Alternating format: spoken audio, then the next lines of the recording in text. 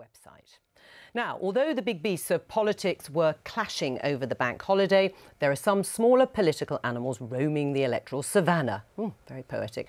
Throughout this election, we've been searching out the smaller parties also standing for election, and today we've got the Young People's Party in our sights. The Young People's Party wants to rebalance the economy towards young people who they say are the most productive in society. They want to replace all taxes with a single land value tax based on the rental value of land. They'd like to cut all taxes on private income. They'd also like to roll welfare payments into a universal citizen's income that everyone is entitled to. On law and order, they would make release from prison dependent on achieving rehabilitation goals rather than specifying a length of time to be served. And they want to legalise drugs, brothels and fox hunting. Well, we've been joined in the studio by Thomas Hall. Welcome to the Daily Politics. You say you want to rebalance society in favour of what you call the productive society, in your mind, younger people. Why do you want to pit the generations against each other? We don't want to pit generations against each other at all. You know, old people have young children, and young children or younger people have older relatives and friends.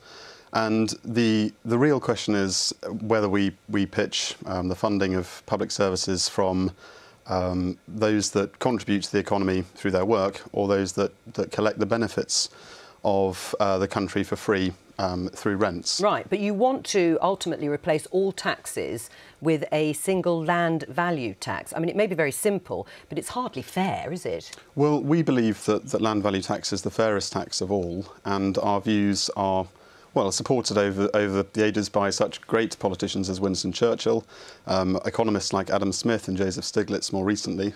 And many commentators have argued that a land value tax is the least bad tax.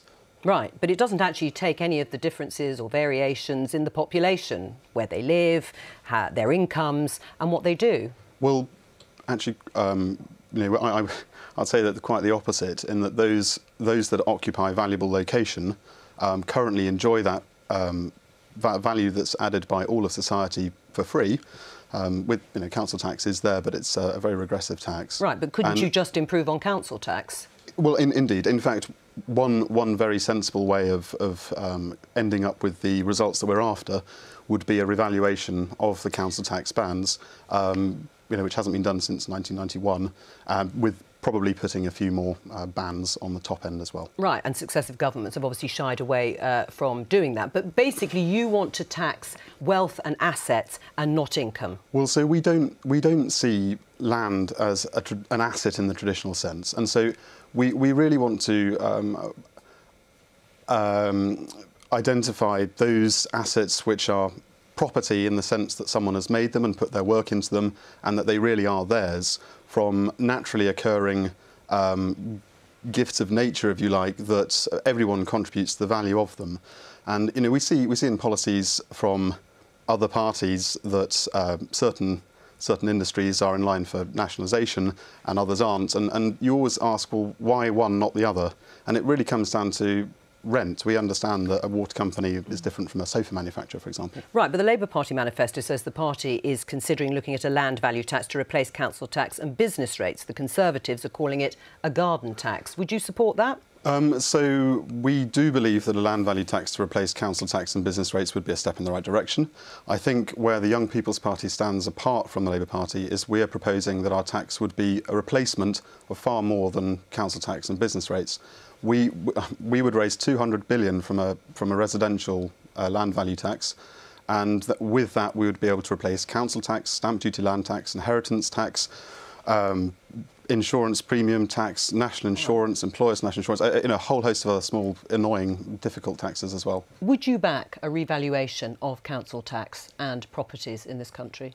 No, I think... Why not? I mean, it isn't fair, is it, if it hasn't been done since 1991? Well, I think that the first thing is that when you have revaluations of any tax, then sometimes you find that you create new winners and new losers and new unfairnesses. The thing about the land value tax is that it's an interesting idea, and as we've heard, it's been one that's been championed in the past by some distinguished figures, but it's always been one that's been championed by opposition parties. It was particularly championed, of course, by the Liberals in the 1920s and 1930s. But then, when people have been in government, they've found that the process of bringing about a land value tax, for a variety of reasons, hasn't been quite as easy as they might have hoped. But just because it's difficult doesn't mean it isn't right. I mean, why is it that the focus has been on taxing income rather than people's assets? If you live in London and the South East, your asset has probably earned you a lot more money in some places than the money you earn from your job. I think that the best form of taxation is to tax both assets and income, and to spread taxation and the taxation base as widely as possible.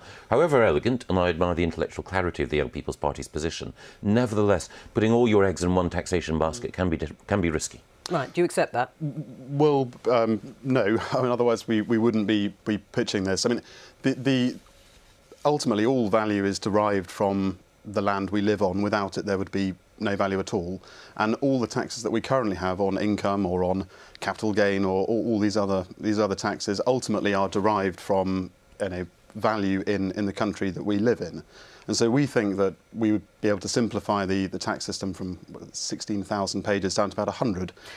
And all parties claim to be able to do that, except when they get into government, they make it more complicated. Indeed. And there must be a reason for that, mustn't there? Well, yes, and that is that our current economy is based around a small number of people who benefit from the current situation against the rapidly diminishing number of homeowners in the young population who don't. Thank you very much. Thank you. You didn't frankly have the balls to put country before party.